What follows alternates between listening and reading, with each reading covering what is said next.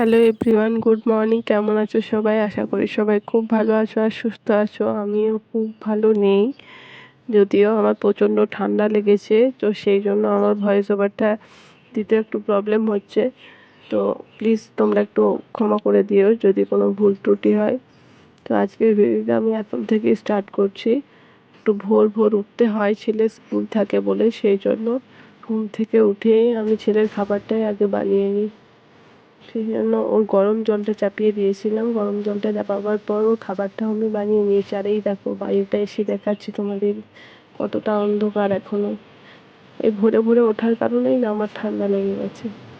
আর এদিকে ছেলেকে খাওয়াবো আজকে। ব্রেড স্যান্ডউইচ বানিয়েছিলাম আর এগুলো ড্রাই ফ্রুট ছিল কটা, সেইগুলোই ভাবলাম ওকে আজ খাইয়ে দিই।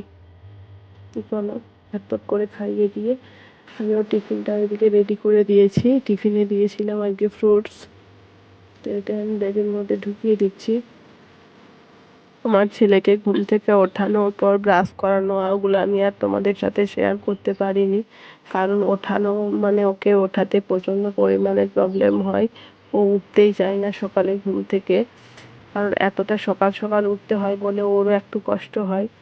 সেই জন্য আমি আর সেই মুহূর্তে ভিডিওটা করতে পারিনি। তো যাই হোক, ওকে উঠিয়ে ফ্রেশ ট্রেশ করিয়ে দিয়েছি আমি পুরোপুরি। এরপর ওকে আমি ইউনিফর্মটা পরিয়ে দেবো। এই দেখো আমি ঝটপট করে ওকে রেডি করছি, আর এদিকে ওর পাপাও রেডি হয়ে গেছে। আর আমার ছেলে এতটা পরিমাণে চঞ্চল, ইউনিফর্ম পরতে পরতে এত ছটফট করবে যে কি বলবো, দেখো তোমরাই বুঝতে পারবে, হাজার কোশ্চেন করবে। আর এত ছটফট ছটফট করছে যে পড়াতেই দিচ্ছে না আমায়। আর ওর পাপার যেহেতু ডিউটি যেতে হবে তাই লেটও হয়ে যাচ্ছে, ওই জন্য ও আমায় তাড়া দিচ্ছে।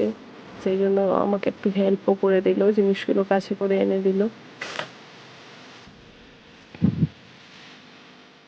আর আমাদের এই সাইডে ঠান্ডা মোটামুটি ভালোই পড়েছে। তোমাদের ওই সাইডে কেমন কি ঠান্ডা পড়েছে অবশ্যই কমেন্টে জানিও।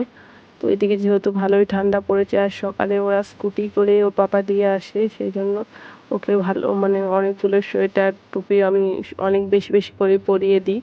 ভিতরে একটা গেঞ্জি পরিয়েছি, তারপরে ইউনিফর্মটা পরিয়ে দিয়েছি, তার উপরে একটা সোয়েটার দিয়ে দেবো যেহেতু। আর দেখো দুটো টুপি পরিয়ে পাঠাই, ওখানে যাওয়ার পর খুলে দেয় আবার। একটা টুপি ওই মানে সোয়েটারের যে টুপিটা আছে ওটাই পরে থাকে স্কুলের মধ্যে। আর হাতে হাত মোজা, পা মোজা সবই পরিয়ে দিই, সবই বেশি বেশি করে পরিয়ে দিই, ঠান্ডা ভালোই পড়ে গেছে। আমার ছেলে বাড়িতে থাকলে একদম টুপি মোজা কিচ্ছু পরতে চায় না। সেই জন্য স্কুলে পাঠানোর সময় ওকে আমি একটা রুমাল টুপি মানে সুতির টুপি পরেই পাঠাই। অন্য কোনো টুপিও পরতে চায় না, কিছুক্ষণ পরে থাকার পরই খুলে দেয়। আর ওর পাপা থাকলে যদিও জোর করে পরিয়ে নিয়ে যায়, সেই জন্য ভাবলাম আমি ঠান্ডাতে এই টুপিটাই পরিয়ে ওকে আমি পাঠাই, ভিতরে পরে থাকবে, ওপরে আবার স্কুল মানে সোয়েটারের যে টুপিটা আছে ওটাই আমি পরিয়ে দেবো। তো চলো ঝটপট করে ওকে আমি রেডি করিয়ে পাঠিয়ে দিই। ওকে রেডি করতে মোটামুটি সকালে 1 ঘন্টা টাইম লাগে রেডি করতে, শুধুমাত্র ড্রেস বেস পরাতে আর খাওয়াতে 1 ঘন্টা টাইম লাগে।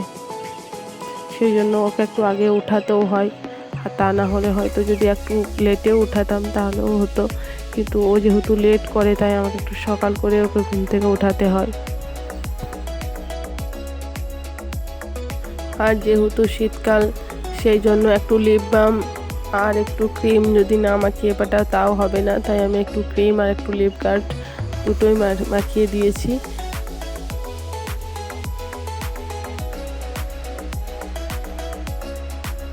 হাত মোজাগুলো পরিয়ে আর পায়ের বুটটা পরিয়ে দিলে মোটামুটি সব কিছু কমপ্লিট হয়ে যাবে ওকে রেডি করানো।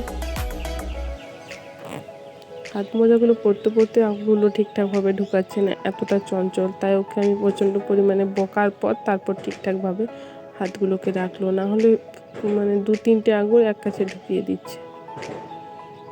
যাই হোক, ওর বাবা আবার বুটগুলো ওকে ঝটপট করে পরিয়ে দিল।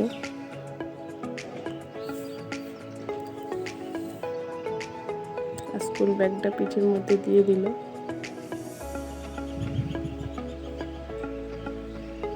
চলো এরপর বাই বাই করে দিই ওকে আমি, আর ও আমায় বাই বাই করে দিই।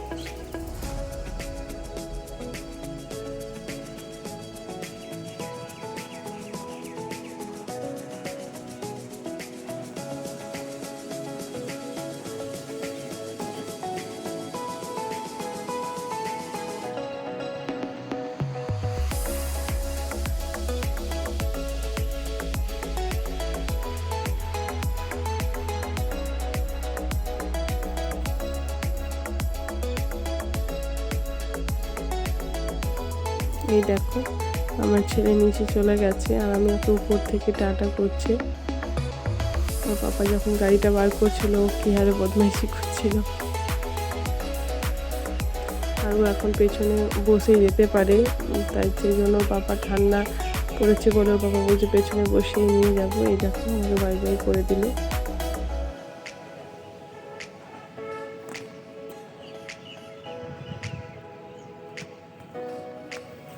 এরপর চলো রুমে যাওয়া যাক। ঘরটা কি হারে অগোছালো হয়ে আছে, চলো ঝটপট করে ঘরটা একটু বাগিয়ে গুছিয়ে নিই। জানলাটা খুললাম, ভালোই রোদ আসছে জানলাটা দিয়ে। সকাল টাইমটা বেশ সুন্দর রোদটা আসে রুমের ভিতরে।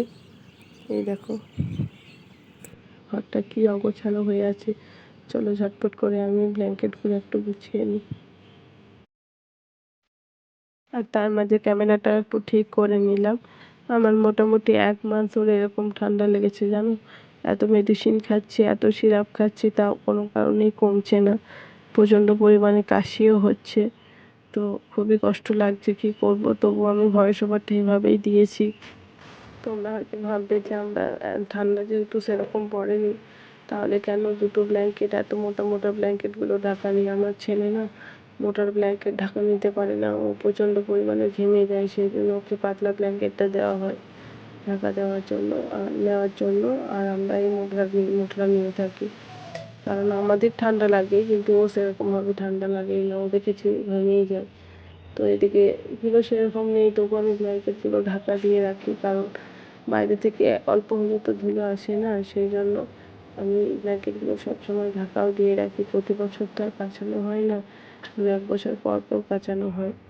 এই দেখো বিছানাটা আমি সুন্দর করে গুছিয়ে নিয়েছি। আর এদিকে আমার জিনিসপাতিগুলো সব একটু ভালোভাবে গুছিয়ে নিয়েছি, এটা তোমাদেরকে দেখানো হয়নি। তারপর চলে এলাম রান্নাঘরে, কারণ সকালে ওঠার পর আমি এই যে কি বলে এগুলোকে, আমড়ার মতো দেখতে, জানি না যদিও নামটা আমি ভুলে গেছি। তো এগুলো দিয়ে আমি একটু আচার বানাবো। তো সেই জন্য আমি প্রথমে ওগুলোকে কেটে নিয়ে ভালো করে হালকাভাবে একটু অল্প আমি সেদ্ধ করে নিয়েছি। তারপর আমি কড়াইয়ের মধ্যে দিয়ে দিয়েছি গুড়, আর সেই গুড়টা ভালো করে আমি গলিয়ে নিয়ে ফুটিয়ে নেবো একটু। গুড়টা ভালো করে ফুটে আসার পর আমি সেদ্ধ করে রাখা এই আমড়াগুলোকে আমি দিয়ে দেবো। আমি এগুলোকে আমড়াই বলছি, তোমরা কি বলো আমি জানি না যদিও।